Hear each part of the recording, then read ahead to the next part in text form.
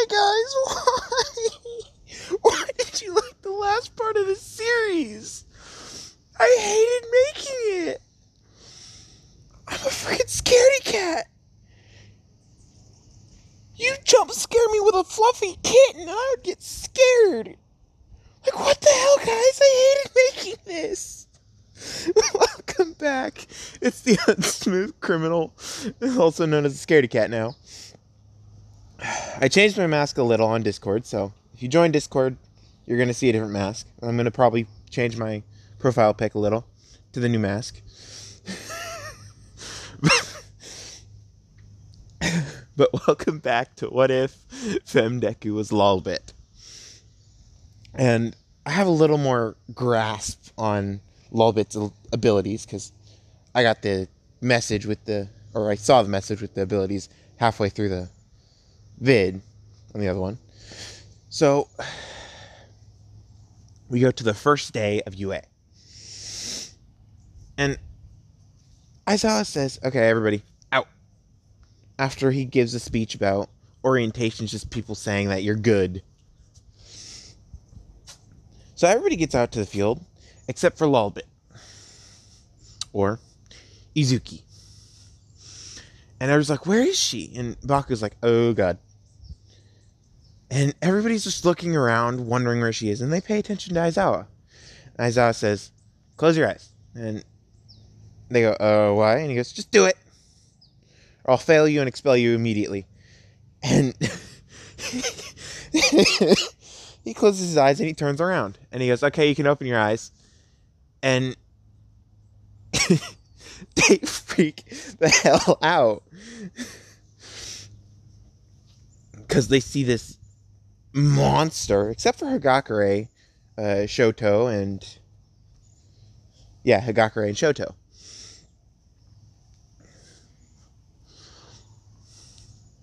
They see this monster, and Hagakure's like, ooh, she's back.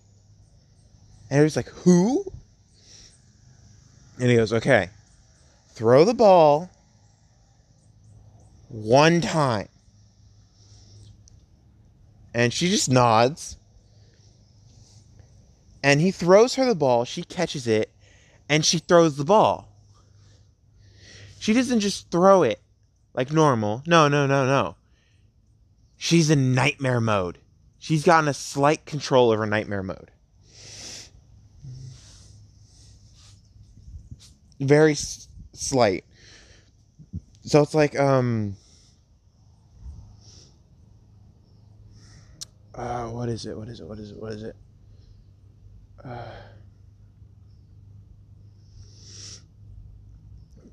Jean Grey and the Phoenix Force.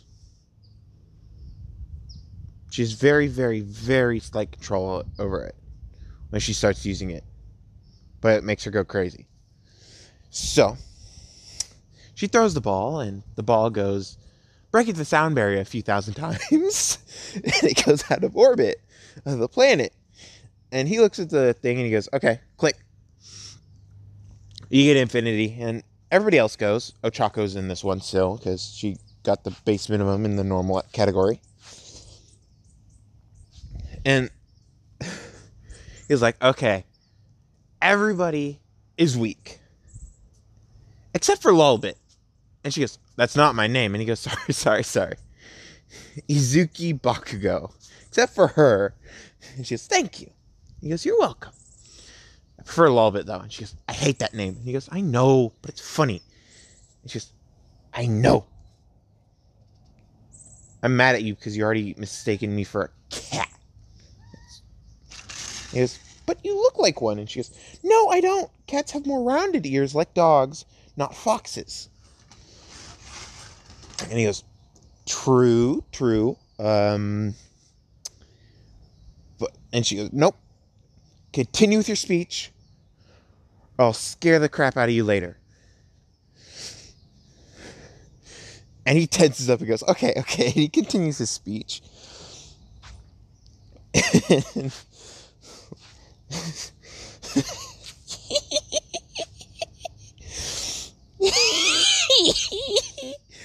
so we skip a few days, and everybody in the class has now been scared by Izuki because she likes scaring people. She remembered that she liked scaring people. The only people she doesn't scare is Aizawa and Bakugo. Because Bakugo knows how powerful she is. Everybody else doesn't. They just saw a glimpse of her just tossing a ball. Not throwing it, tossing it. So they think that's her max power. So they don't know really how strong she is. So we go a month later after everybody's gotten to know her and know that her favorite pastime is to scare people. And they get on the bus. And one ability that she has when she's in glitch form is she can flicker the lights on and off. So she starts glitching, and everybody doesn't see this because she's in the back of the bus in a corner where no one will see, right next to Hagakure, because Hagakure likes her. She's like a friend to her. And she starts talking with her, and she's like, shh, 1 second. And she glitches out, and her arms start to bounce in and out of existence. Her chest starts to do the same. Her head starts pixelating. And it just looks like she's part of a video game that is laggy. And Hagakure starts freaking out, like, what's going on? And she's just doing the shh motion with her hand. But Hagakure can't see her hand because it's glitchy. And she hears the shh because it's lagging. Her voice is lagging behind. And she goes, and the lights start flickering. Just the lights. Because it's currently really early in the morning because Aizawa's a jerk like that. And everybody starts freaking out, like, what's going on? What's going on? And the bus driver has no effect. He's not affected by this. And he doesn't know why, but people are screaming in the back. And Aizawa's laughing his ass off. Because he knows exactly what's going on, because he's looking backwards. So, we go to lolbit, messing with people, and when Aizawa goes, okay, everybody start using your quirks. And they start using their quirks, and the lights stop flickering. And she goes, Aizawa! You jerk! And he goes, okay, everybody, now stop using your quirks.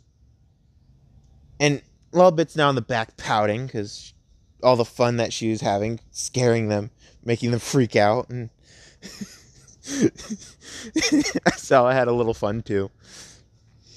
But he needed to have people in the right state of mind for what they're about to do. So he's like, Izuki, Bakugo, don't do that again, or I will make you train more. And she pales at that, because he already gives her a ridiculous training, where she has barely any time to scare people to cool off from training. So she's like, okay, and she's just in the back, just quiet and sitting still. And Hagakure is like, how bad is the training? And she goes, think of the worst training possible and times that by 3 million. That's how bad the training is. And he goes, that's not that bad. Times it by 5 million and you get what her training is. And Hagakure starts to pale a little. And she asks if Izuki's okay. And she goes, oh yeah, perfectly fine. It helps that I have to do it in nightmare form. And everybody hears nightmare form and they're like, was that the form you threw the ball in? And she goes, yeah. I have 3 forms. Glitch. And she starts glitching and the lights flicker. And then she goes, nightmare. And she controls it with glitch. And her head's off her shoulders now. And she goes, don't worry. This is my 3rd form. Glitchy nightmare. So if you guys see my head come off my shoulders like this, and she points and phases right through her neck, that is the strongest form of my quirk. And they all look at her like, what? And she's like, oh, sorry, I have 4 forms. Absolute glitch and absolute nightmare. And Aizawa goes, you didn't tell us. And she goes, yeah, I know. I thought you'd put it together that if I let my body entirely glitch while I'm in nightmare form, I'm in an absolute glitch, an absolute nightmare. I'm in an absolute glitchy nightmare. So they go to the USJ, and it's earlier than canon, so they're starting the exercises, and a portal opens in the water area. And someone sees this and uses the emergency walkie-talkie that they have and says, is there supposed to be villains here? And he goes, no. And they go, well, there's villains in the water area and someone in the rock slide area, so there's villains here too. In the burnt down, in the fire area, in the hurricane area, in the earthquake area, and at the door from 13. And he's like, what the hell's going on? And lolbit immediately teleports to Higakure and Bakugo, who are in the same area. Yes, I'm putting them in the same area. We don't know where Higakure went, because she's invisible. She's unnoticeable by anybody. So, Bakugo is currently in the rock slide area. Todoroki's in the earthquake area. So, she teleports over and she asks Higakure first if she's okay, and then Bakugo. And she turns back around to see what Hagakure's doing, and Hagakure's passed out on the floor. And she's like, what happened? And she looks up and she sees someone with a dart gun. And this dart gun is a quirk canceling and knockout gun, so if this person hits you with the dart, your quirk stops for a little bit. Or it's made out of quirk canceling metal, so it'll affect you. And the sleeping toxin helps a lot. So absolute glitchy nightmare is going to come in very clutch here, by the way, if you guys didn't put that together already. So she's currently freaking out because Hagakure is on the floor, not responding to anything, and Bako leans down and touches her neck, and he says she's alive. You don't need to worry. And she starts to calm down. Why the hell are you flying so low? Oh yeah, there's a airport near my house. Well, closest to my house. A lot closer than other places. But where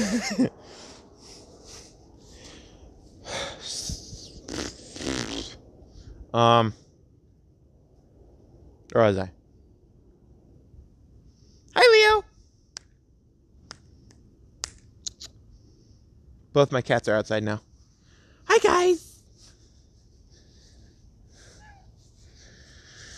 Hi, buddy. Hi, buddies.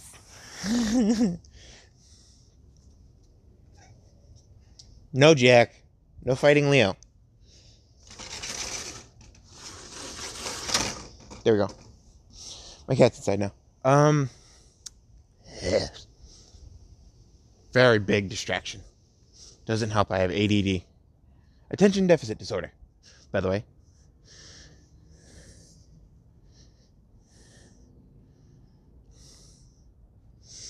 Where was I? It was Hagakure's on the floor. Bakugo said that she's just passed out. And she calms down, and then a hand comes out of the ground and pulls her under. And Bakugo's freaking out now when he knows he needs to stay calm, because if he freaks out too much, she starts freaking out, and her powers can overload the quirk canceling collar that she always has on. So she starts freaking out because Bakugo's freaking out. Bakugo starts to calm down. She is still freaking out, and her hand starts to atrophy. And if you don't know what atrophy means, it starts to lose the muscle in the hand. So it starts to shrink. It's starting to look like a mummified hand.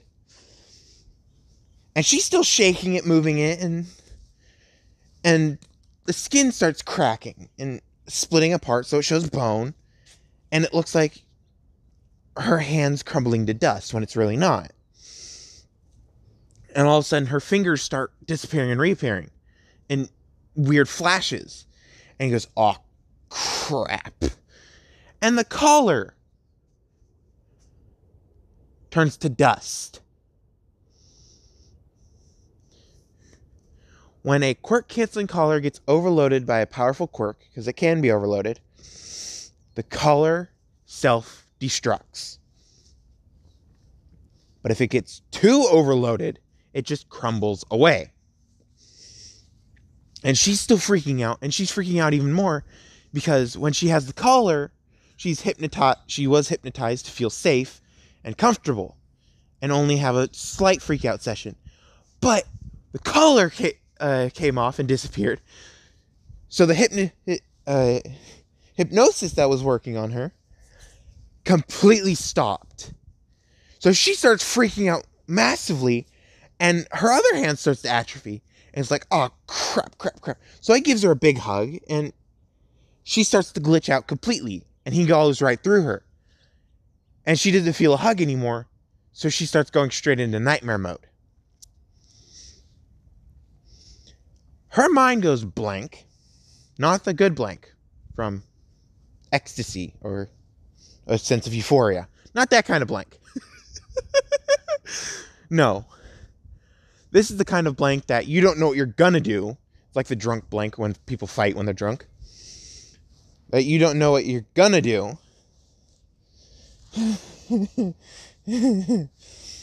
Or what you're doing currently. And later, she wakes up. She's in Recover Girl's office.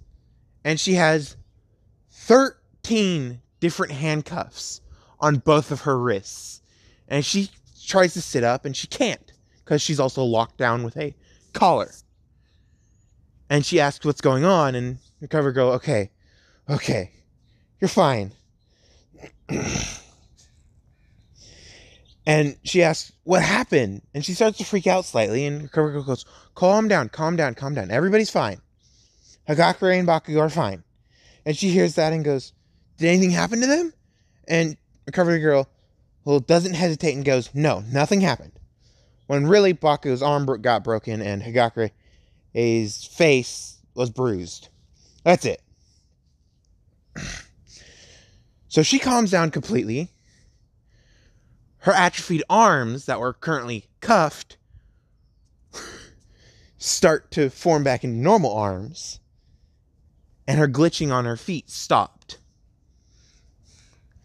And Recovery Girl goes, do you remember anything?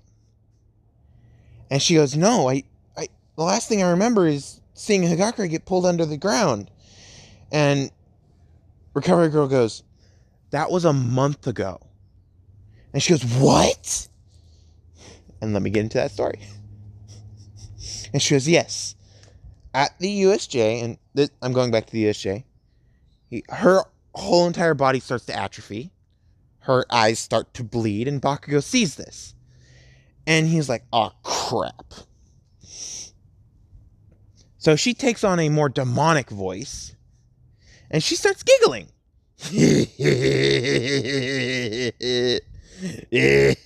And more of a girl voice, demonic voice.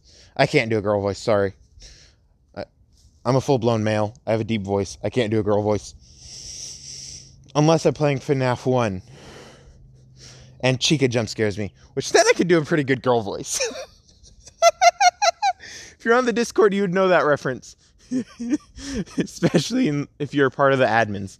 Because all admins have access to a private account called Server Senate. Where admins can talk with other admins so they can discuss punishments if someone needs to be punished. So I do have admins. They're always watching. Thank God they're always watching because I'm asleep half the day. Or I'm recording for you guys to enjoy. Back on topic. And her head comes off her shoulders and Bakugo's like, is she fine? And she's still bleeding and giggling. And her arms start to crack every time they move. And whenever you hear your knuckles and crack,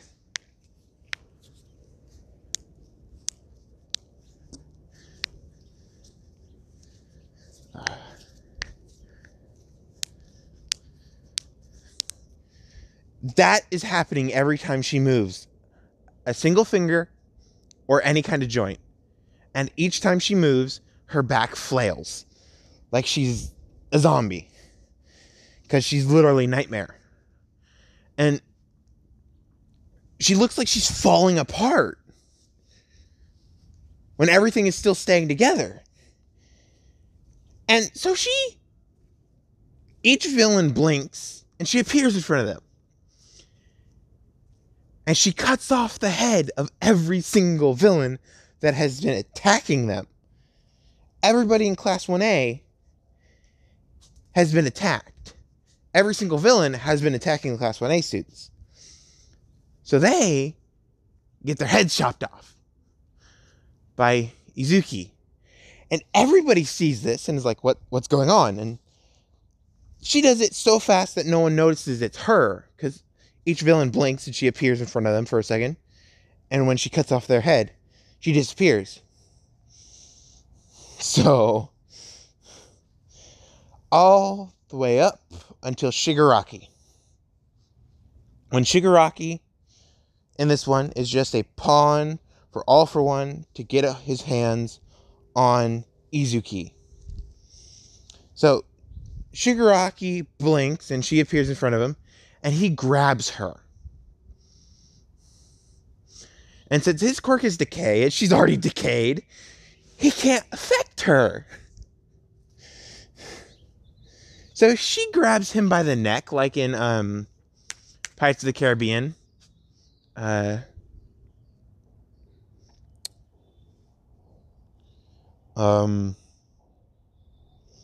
Barbossa grabbing, like, I think, Will Turner or Captain Jack by the neck.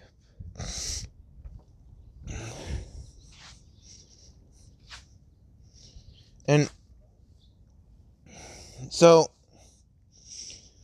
she does that and grins. And her grin starts splitting her face. So it looks like the Japanese folktale of the smiling woman. I forget her name.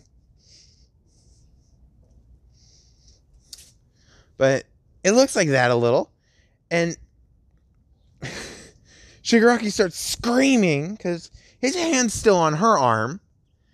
And her arm's not going away like he normally sees. And she's grinning. And she asks him a question. Do you want to play? And she starts giggling right after. And he goes, no, please no. And she goes, oh, but I want to play. Like a little child. And she starts giggling again. And she thinks, oh, okay. You're going to play. And she teleports in front of All For One. And she says, you are playing too.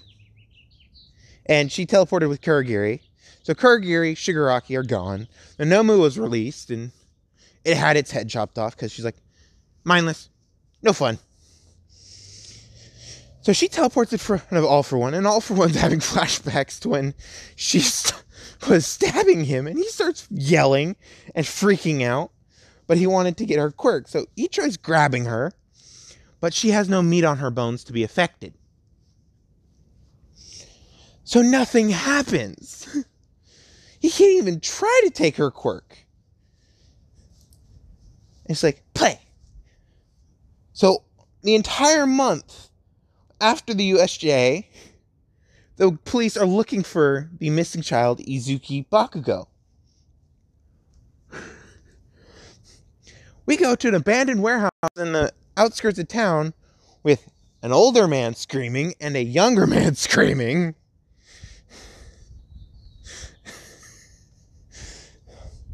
It's an old abandoned building, and it's called Freddy Fazbear's Pizza. And there's multiple things that are called animatronics there, and there's one called Freddy Fazbear, Chica, Bonnie, Foxy, and then there's one that is discontinued called Balloon Boy. And this entire restaurant is discontinued because the night guard that was supposed to keep this place safe kept mumbling stuff about weird monsters. And by the way, I do not own anything of FNAF. So, quick disclaimer. If you guys like FNAF, good for you. I hate FNAF. I freaking hate Chica especially. First jump scare in FNAF, threw it away, never played it again. So,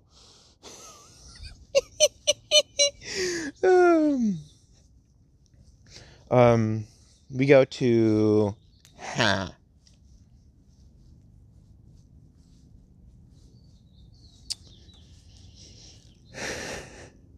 few days later. They've been freaking out all this time, and now they're passed out. Kurogiri has not been really gotten scared. He's actually been helping her because she glitched him a little, and he got his memories back from when he was alive. So now he can get scared.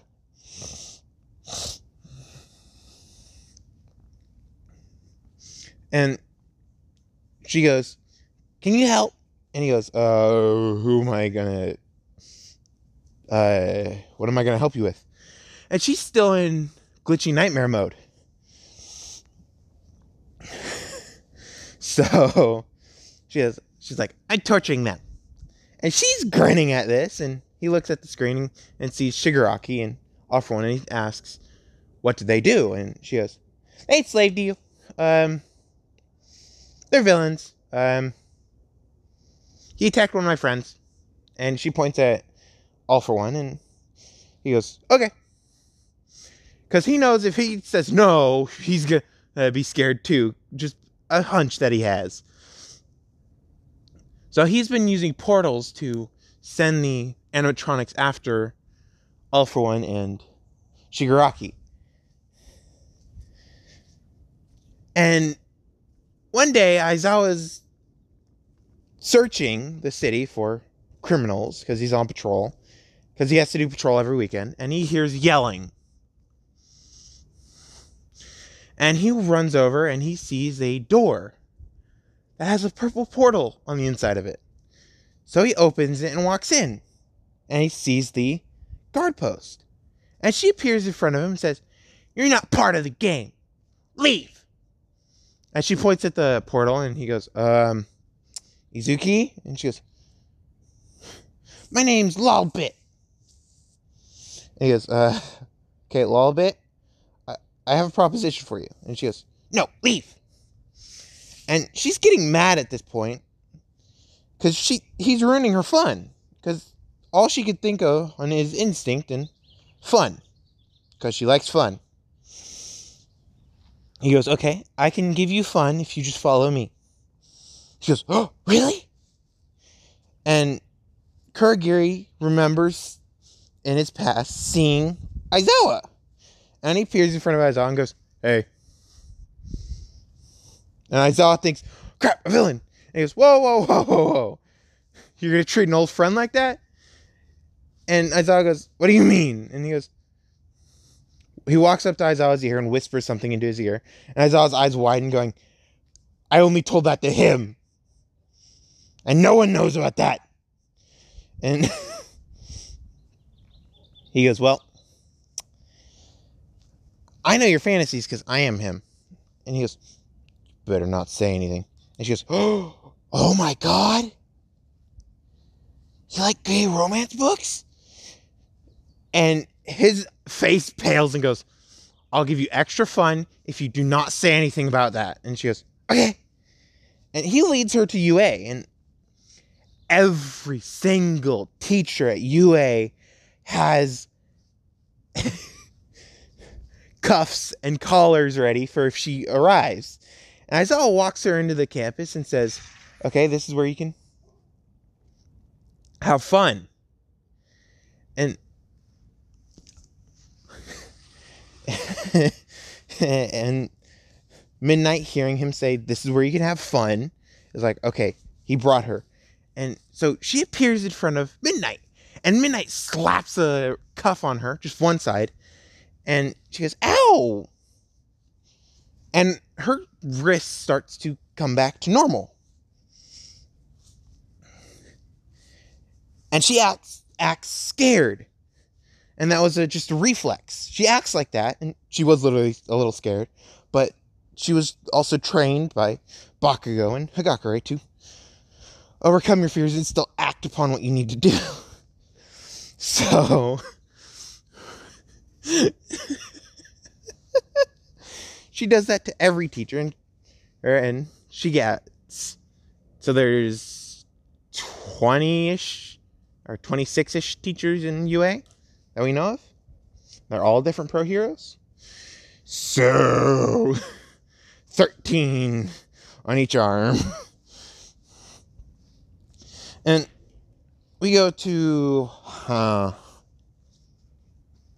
Recovery Girl, finally getting scared, and she fakes a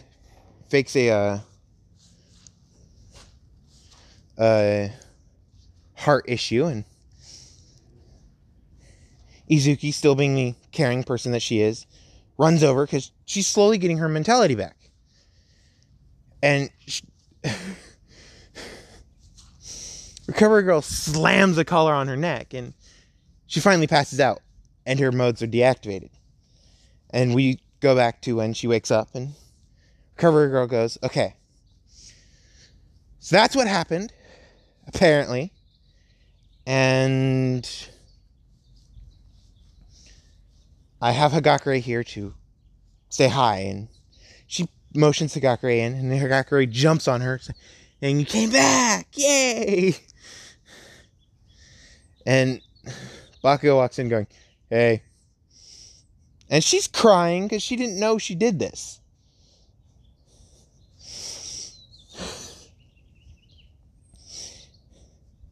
And she just says, sorry. I didn't know I did this. They go, it's fine, it's fine. It's fine. And the police already ruled it off as self-defense. So the deaths of all these convicted villains and criminals are just noted as self-defense. There's no need for a prosecution of the person who defended themselves. But they're all killed in the same way. A clean cut from the left side of their neck to the right side of their neck. So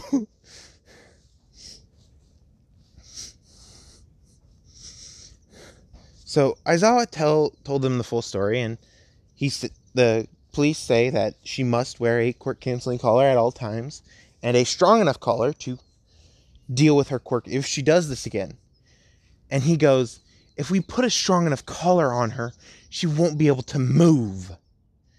And he goes, how strong is her quirk? And he goes, we currently have 13 quirk-canceling cuffs on each arm and 3 collars on her neck, and it's still barely able to keep her in check. And the cops are like, what the hell is she? And he goes, remember that vigilante that I told you that was torturing those villains that I gave you? And he goes, yeah, that is the vigilante. And she loses her mindset whenever she's in this mode. So it's technically not her fault that she did this. Because she doesn't even know she does this when she goes into this mode. And they go, okay,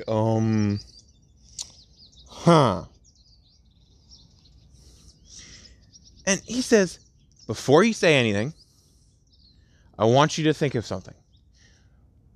If your quirk was so dangerous that you couldn't activate it, and if you did activate it, you didn't know what you did during your quirk, and it had a mind of its own, would you want to be prosecuted for something that you didn't even know you did? And he goes, no. And he goes, there we go. There's the answer that will suit her punishment. She's not being prosecuted. I'm not going to tell the villains who it is so they can't prosecute, because if they prosecute, they're going to walk, and the number one villain is in one of those cells. And he goes, oh yeah, we can't do that. And he goes, exactly. We're not prosecuting. And he goes, yeah. So everybody the next day, because this is the next day, sees a little girl walk into the class. And they're like, who is she? And Bakugo and Hagakure go, oh yeah, none of you have been keeping up tabs on her.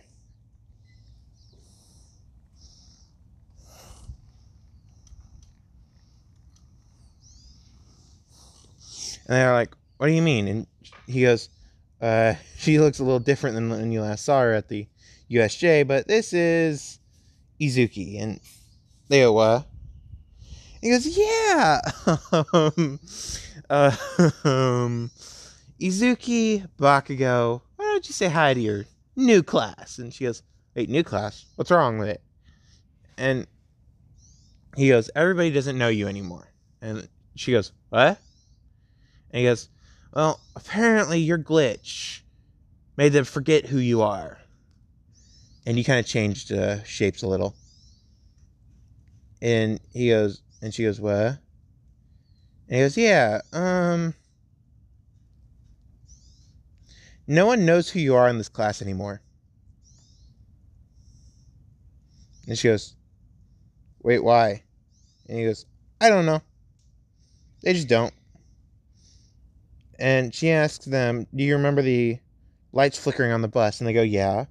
And she starts glitching and she makes the lights flicker and she goes, that'd be me. And they start freaking out like, what? I thought it was a villain. And she goes, oh, really? They do not remember me at all. And he goes, yeah, that's what I literally just told you. And she goes, I know, but I wanted to test to see it for myself. And he goes, I know. Well, your seat's in the back right corner. And she goes, okay. And she walks to the back right corner and sits down. And Hagakure sits right next to her. And Hagakure is like, oh my god, I'm so glad you're back. And she goes, thank you. And she looks smaller than she did when she originally went to UA. She looked as tall as this. She looked a lot taller than this. Now she looks like a child again, like this. And her tail is a lot bigger and fluffier. But she's now small again, and she doesn't even notice. And Baku's like, damn. She's small and cute again. Oh, crap.